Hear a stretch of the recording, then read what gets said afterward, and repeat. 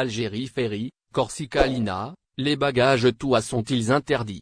Le transport de bagages sur les toits des voitures est-il désormais interdit lors des voyages en bateau vers Algérie? La question taraude les esprits des passagers depuis la semaine dernière.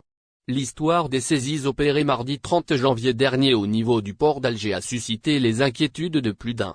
Mardi dernier, des passagers en provenance de Marseille à bord du navire de la compagnie maritime française, Corsica Linea, ont été surpris à leur arrivée au port d'Alger par la décision portant interdiction de transporter des bagages sur le toit des véhicules. À leur grande dame, ces bagages ont été saisis par les agents douaniers, affirment plusieurs d'entre eux.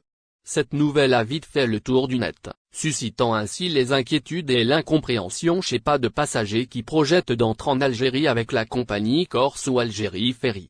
Le transport de bagages sur le toit est-il donc interdit, se demande-t-il. Forte inquiétude chez les passagers. La loi est pourtant claire sur le sujet. Selon plus d'un en fait cette mesure pratiquée au port d'Alger et dans d'autres ports algériens également vise spécialement les commerçants appelés généralement les trabins, disent ainsi les transporteurs de colis au départ de la France. Arrivant avec un tas de bagages sur leur véhicule, ces derniers perturbent le bon déroulement du voyage au départ et surtout à l'arrivée. Le contrôle et l'enregistrement de leurs bagages peut durer une éternité. On leur impute d'ailleurs tous les retards enregistrés lors de chaque traversée. C'est donc pour mettre fin à cette situation que cette mesure a été prise. Le voyageur ne risque rien.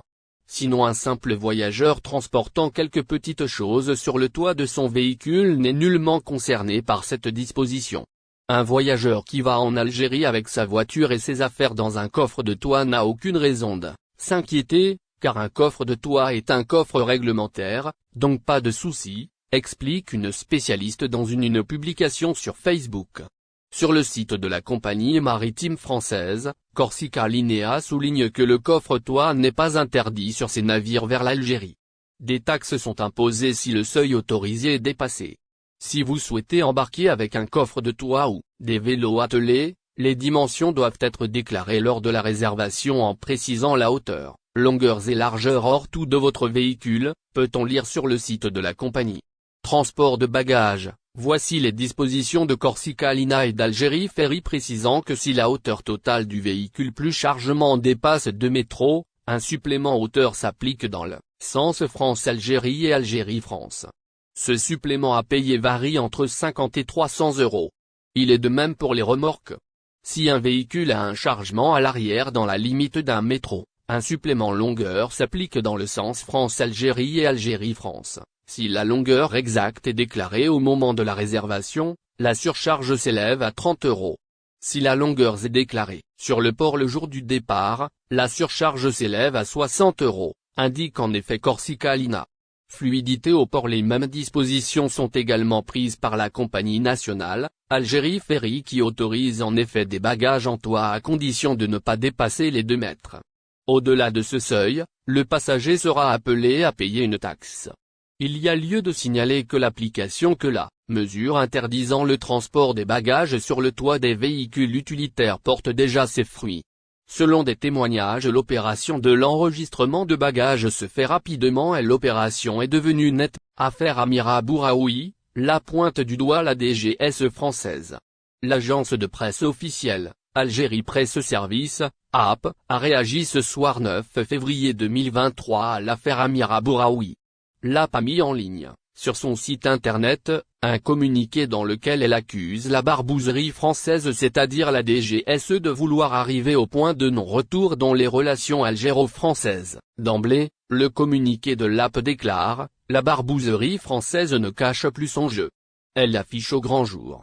Elle est sur le point d'atteindre son objectif qui est d'arriver au point de non-retour dans les relations algéro-françaises. Ensuite, le rédacteur du communiqué s'étonne du fait qu'une femme exfiltrée vers la France, qui n'est ni journaliste, ni militante, et qui n'est rien du tout, se voit, 48 heures après son exfiltration, offrir les plateaux et inviter à s'exprimer sur des chaînes de télévision publiques. Pour l'agence de presse officielle, ceci est la preuve que les services français ont sonné la mobilisation générale de leur cabardji, dont l'objectif recherché est désormais clair. L'AP accuse les Barbouz et les Kabardji de la DGSE française Amira Bouraoui pour pointer un doigt encore plus accusateur envers les services français. L'AP fait référence au débarquement de la baie des Cochons qui a eu lieu à Cuba, en 1961. Au cours de cette opération, les États-Unis ont tenté d'envahir militairement Cuba par des exilés cubains qu'ils soutenaient. Que ces gens-là, énonce le texte de l'AP, sachent que si la France envisage qu'elle peut refaire, en 2023, un scénario comme celui de la baie des Cochons, alors là ils se sont complètement trompés d'adresse. Tout le monde sait, ajoute le communiqué de l'AP, qu'au niveau de la DGSE française, il y a une feuille de route pour mettre à mal la relation algéro-française. Cette feuille de route, qu'exécutent les Barbouz et les Kabardji et certains responsables au niveau de la DGSE, du Quai d'Orsay et certains conseillers franco-algériens qui ne cachent pas leur amour et leur vénération pour le Makhzen. En conclusion, l'agence de presse algérienne se désole que tout ce que les présidents Tebboune et Macron ont construit pour ouvrir une nouvelle page entre les deux pays tombe en ruine. La rupture ne semble pas loin, termine fin de la lune de miel entre la France et l'Algérie, la visite de Tebboune compromise. Entre l'Algérie et la France, le torchon brûle à nouveau. Ces relations, qui se sont réchauffées ces derniers mois avec une intensification des visites, présageaient de nouvelles visions et également une entente qui ne peut être remise en cause. Les observateurs ont même parlé de la naissance de l'axe Paris-Alger comme passerelle entre les deux bords de la Méditerranée. Cependant, ces relations ont encore une fois été secouées. L'Algérie a rappelé son ambassadeur en France pour consultation. Une décision lourde de sens qui pousse à se poser des questions. La lune de miel entre l'Algérie et la France est-elle arrivée à sa fin? Ces derniers mois, la France et l'Algérie ont intensifié leur coopération dans tous les domaines. Elisabeth Borne est venue en Algérie jusqu'après la visite d'Emmanuel Macron. Le chef d'état-major algérien Saïd Changria est parti en France. Les déclarations des responsables des deux pays n'ont cessé de parler d'un avenir radieux. Cependant, il semble que les deux pays sont revenus à la case départ. En effet, l'Algérie a décidé, le 8 février 2023, de rappeler son ambassadeur en France pour consultation, a annoncé la présidence de la République dans un communiqué.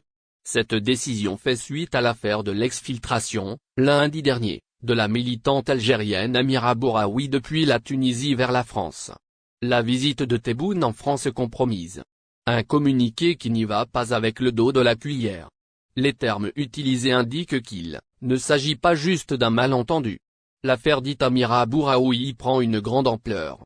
De leur côté, les autorités françaises ont réagi à travers le porte-parole du ministère français des Affaires étrangères, François Delmas, qui a déclaré qu'il s'agissait d'une procédure qui ne ressort d'aucune manière de l'ordinaire et qu'Amira Bouraoui est une ressortissante française. Dans un point de presse, Delmas a toutefois signifié la volonté de Paris de continuer à approfondir ses relations avec Alger malgré les frictions. Il faut dire que cette nouvelle crise compromet la visite d'État d'Abdelmadjid Tebboune en France prévue au mois de mai prochain. Ainsi, le réchauffement entre les deux pays n'a été que conjoncturel. Et comme à l'accoutumée, ces relations révèlent leur fragilité. Entre la France et l'Algérie, ces relations en dents de scie sont une réalité qui ne peut être dépassée. Du moins, n'oubliez pas abonnez-vous à notre chaîne Olive News et activez les notifications pour recevoir nos publications en temps réel.